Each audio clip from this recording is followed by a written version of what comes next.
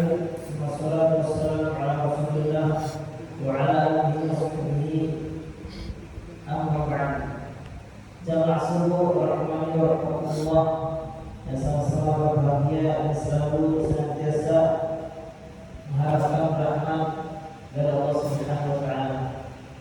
Puji dan bersyukur kita selalu hadirat Allah Subhanahu wa taala, karena dengan izinnya lah, hidayahnya, sehingga kita bisa melangkahkan kaki kita untuk bisa menuju masjid ini dalam rangka melaksanakan tugas kita sebagai hamba-Nya, yaitu sholat subuh secara berjamaah. Semoga senantiasa kita berdoa kepada Allah Subhanahu wa taala, amalan-amalan ibadah yang kita kerjakan Allah Subhanahu wa taala menerima dan bisa menjadikan ibadah tersebut atau amalan tersebut sebagai pemberat timbangan kebaikan kita di akhirat. Selawat dan salam tanpa selalu kita kirimkan kepada junjungan besar kita Nabi Muhammad sallallahu alaihi wasallam. Jamaah salat subuh rahmatullah, tentunya dalam menjalani kehidupan ini tidak selamanya kita bersama-sama. Dalam arti kata lain, kita dalam menjalani kehidupan ini ada suatu waktu atau suatu fase kita hanya sendiri, hanya kesendirian. Dengan itulah Allah Subhanahu wa taala menjadikan kesendirian kita itu untuk bisa merenung lebih banyak, bahkan mengambil pelajaran-pelajaran dan bagaimana kita menyimpulkan diri kita serta menjaga keimanan kita ketika kita dalam kesendirian. Mengapa demikian? Karena saat kita menghadap kepada Allah Subhanahu wa taala, kita hanya sendiri. Kita hanya sendiri. Wa kulluhum atihi rahmani farda, dan semuanya akan mendatangi atau menghadap kepada yang Maha Pengasih, Allah Subhanahu wa taala sendiri. Dalam surah lain, dalam surah Al-Abasa, yauma yafirru al-mar'u min akhihi wa ummihi wa abihi wa sahibatihi wa banihi. Yang pada hari itu yafirru akan lari dari seorang anak seorang ibunya itu, dan tadinya di dunia ini akan sangat menyayangi anaknya, bahkan bukan cuma dari manusia, hewan pun seperti demikian. Sepuas-puasnya hewan seperti singa dan lain-lainnya, ketika anaknya diganggu dia akan marah. Begitupun manusia, ketika ada anaknya diganggu atau anaknya kurang perhatian, maka ibunya yang akan memberikan kasih sayang. Namun pada hari kiamat itu akan tidak memperdulikan lagi. Rabbihi wa abihi, sahibatihi wa bani, kerabat saudaranya, bahkan pasangannya. Bikulli minhum yawma yushaqqu yubni. Pada hari itu semuanya akan sibuk dengan urusan masing-masing. Sibuk dengan urusan masing-masing. Semuanya akan mengurus bagaimana amalan yang telah dia kerjakan di dunia ini, bagaimana apakah dia menjadi orang-orang yang sukses ketika ditimbang amalannya lebih berat amalan kebaikan atau sebaliknya. Maka dia akan selalu akan hal itulah yang menyibukkan dirinya. Bahkan kita dengarkan bersama kemarin tema yang dibacakan oleh khotbah Jumat kita, menurut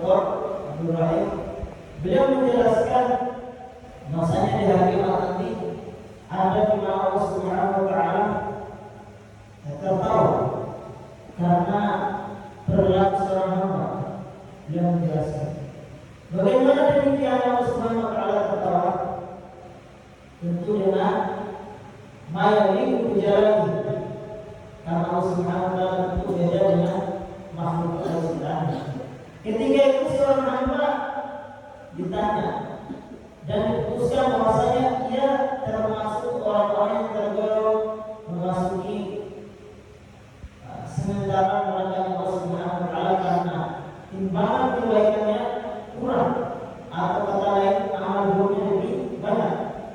Ketika dia protes, ya Allah, mengapa demikian? Mengapa saya termasuk orang-orang yang rugi? Mengapa saya termasuk orang-orang yang didorong dalam anugerah atau neraka?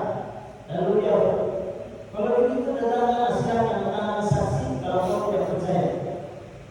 Maka kata Allah Subhanahu wa taala, aku jadikan kakimu, tanganmu dan lainnya organ tubuhmu sebagai saksi. Oke. Ketika itu al-yawma nakhtimu ala afwahihim wa tukallimuna aydihim wa tashhadu arjuluhum bima kanu ya'malun.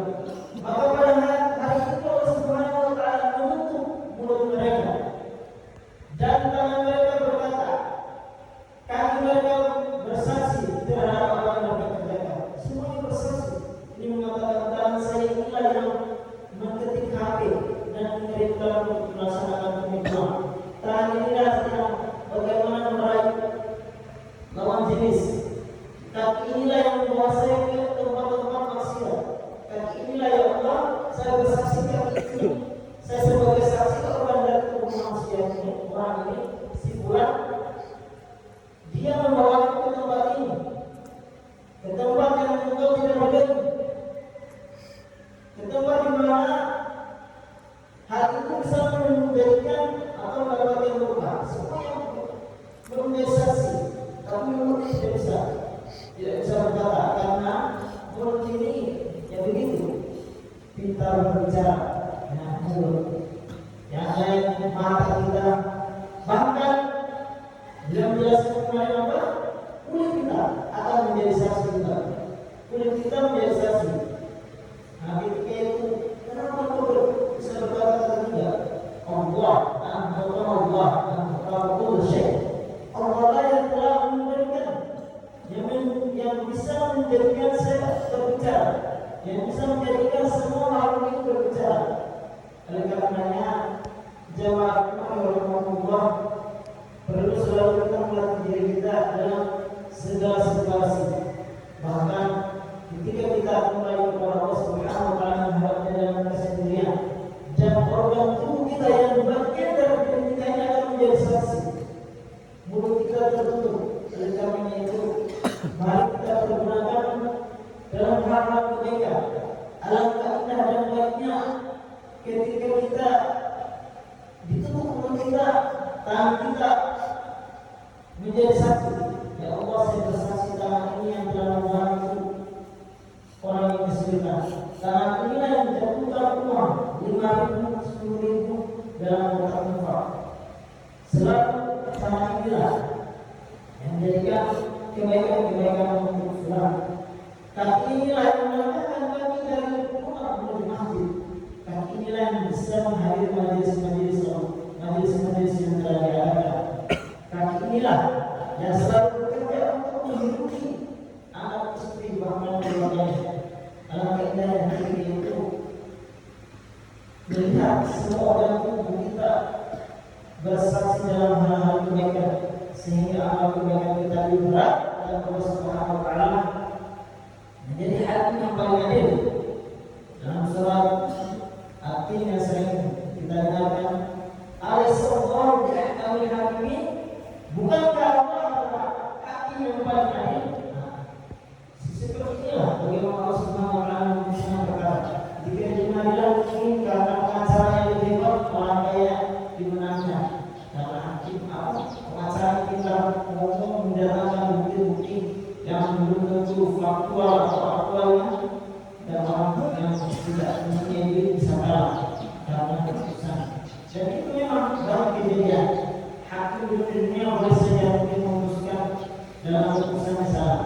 Namun ketika Allah Subhanahu wa taala menjadi hakim, tidak ada yang bisa disembunyikan karena Allah Subhanahu wa taala khaliq kulli syai', dalam menciptakan segalanya, bisa menjadikan apa saja berbicara.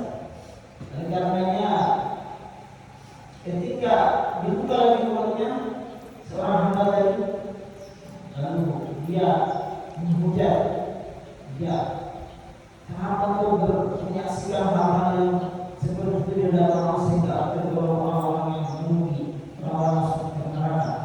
Kenapa kau lagi yang mencela semua orang dunia? Nah, ketika Allah Subhanahu wa taala tertawa diceritakan dari sahabat Rasulullah Anas bin Malik dari Rasulullah sallallahu alaihi wasallam. Karena yang terakhir jemaah rahimahullah, tentunya hal ini kita bisa mengetahui bagaimana nanti perjalanan kehidupan kita. Dari awalnya kita tidak mengenal siapa, anak bayi yang masih tidak mengenal. Bahwasanya di dalam kandungan pernah kita mengingat apa yang saya katakan saat dalam kandungan?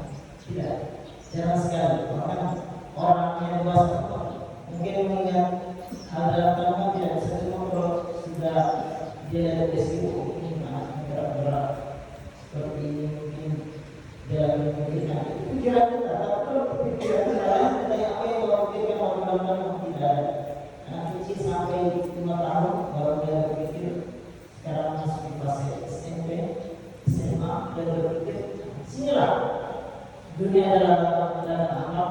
Kemudian kita masuki alam bangsa, alam kubur sendiri lagi, kita dalam sendiri.